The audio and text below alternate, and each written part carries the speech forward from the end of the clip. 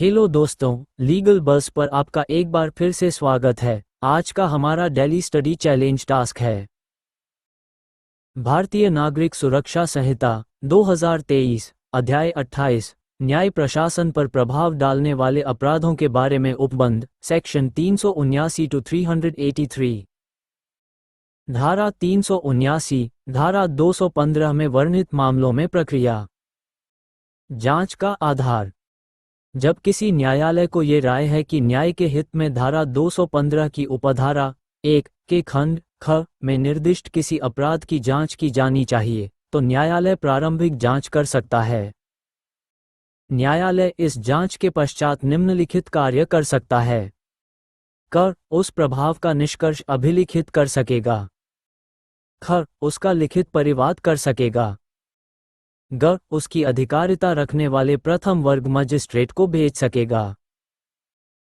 घ ऐसे मजिस्ट्रेट के समक्ष अभियुक्त के उपस्थित होने के लिए पर्याप्त प्रतिभूति ले सकेगा, या यदि अभिकथित अपराध अजमानतीय है तो अभियुक्त को ऐसे मजिस्ट्रेट के पास अभिरक्षा में भेज सकेगा। अग ऐसे मजिस्ट्रेट के समक्ष उपस्थित होने और साक्ष्य देने के लिए किसी व्यक्ति को आबद्ध कर सकेगा। आवेदन की प्रक्रिया। न्यायालय धारा 215 की उपधारा 4 के अर्थ में अधीनस्थ न्यायालय के अंतर्गत इस धारा के अधीन कार्यवाही कर सकता है। परिवाद पर हस्ताक्षर। क यदि परिवाद करने वाला न्यायालय उच्च न्यायालय है तो उसके द्वारा नियुक्त अधिकारी द्वारा हस्ताक्षर किए जाएंगे। ख अन्य मामलों में न्यायालय के पीठासीन अधिकारी या न्यायालय द्वारा लिखित में प्राधिकृत अधिकारी द्वारा हस्ताक्षर किए जाएंगे। न्यायालय की परिभाषा। इस धारा में न्यायालय का वही अर्थ है जो धारा 215 में है।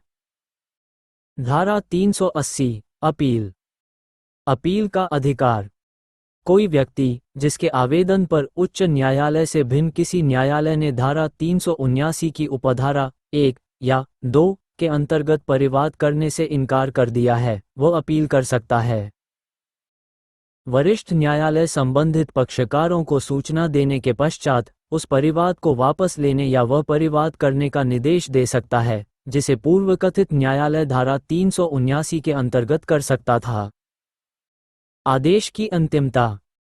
इस धारा के अंतर्गत आदेश और ऐसे आदेश के अंतर्गत रहते हुए धारा 379 के अंतर्गत आदेश अंतिम होंगे और उनका पुनरीक्षण नहीं किया जाएगा। धारा 381 खर्च का आदेश। धारा 379 के अंतर्गत परिवाद फाइल करने के लिए किए गए किसी आवेदन या धारा 380 के अंतर्गत अपील के संबंध में कार्यवाही करने वाले किसी भी न्यायालय को खर्च के बारे में ऐसा आदेश देने की शक्ति होगी जो न्यायसंगत हो।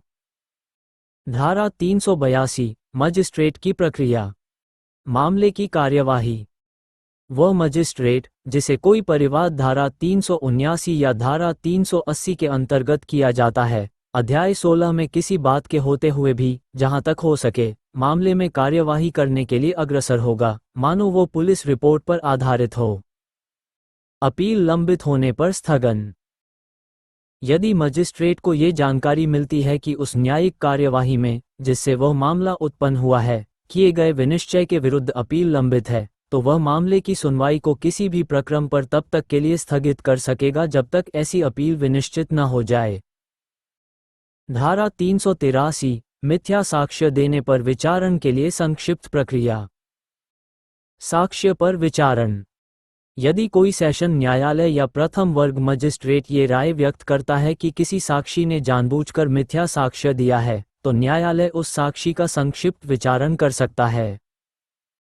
इसके तहत न्यायालय उसे कारावास 3 माह तक या जुर्माना 1000 रुपये तक या दोनों से दंडित कर सकता है। विधि का पालन। न्यायालय संक्षिप्त विचारण के लिए विहित प्रक्रिया का यथासाध्य अनुसरण करेगा। कार्यवाही पर प्रभाव।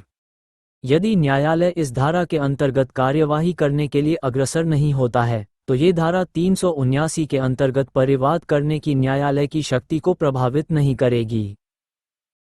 अपील के बाद कार्रवाई।